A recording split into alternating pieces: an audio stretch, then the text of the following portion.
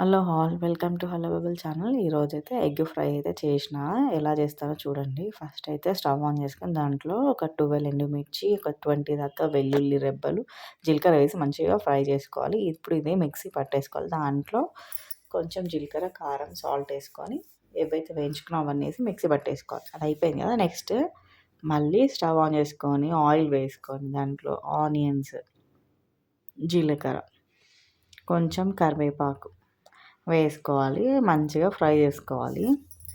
Normal egg fry కాకుండా ఇలా వెల్లుల్లి, కారం వేసి చేస్తే టేస్ట్ బాగుంటుంది. మనకి కోల్డ్ చేసినప్పుడు అట్లా ఇలా ఆ టైంలో చేసుకుంటే మనకి టేస్టీగా ఉంటుంది కర్రీ. ఇప్పుడైతే ఫ్రై అయిపోయింది కదా, పసుపు అయితే యాడ్ చేసుకుందాము. ఇది కూడా మంచిగా కలుపుకోవాలి.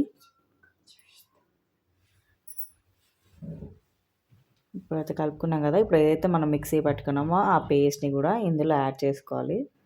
ఇప్పుడు ఈ టైంలో మనము కారము, సాల్ట్ చెక్ చేసుకోవాలి. సరిపోకపోతే ఇప్పుడు వేసుకోవాలి మన స్పైసెస్.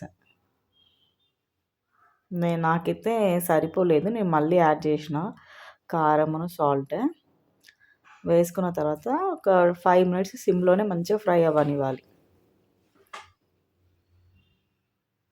చూసారా ఎంత బాగా ఫ్రై అయిపోయిందో. ఇప్పుడైతే మనం బాయిల్డ్ ఎగ్స్ ఇందులో వేసేయాలి.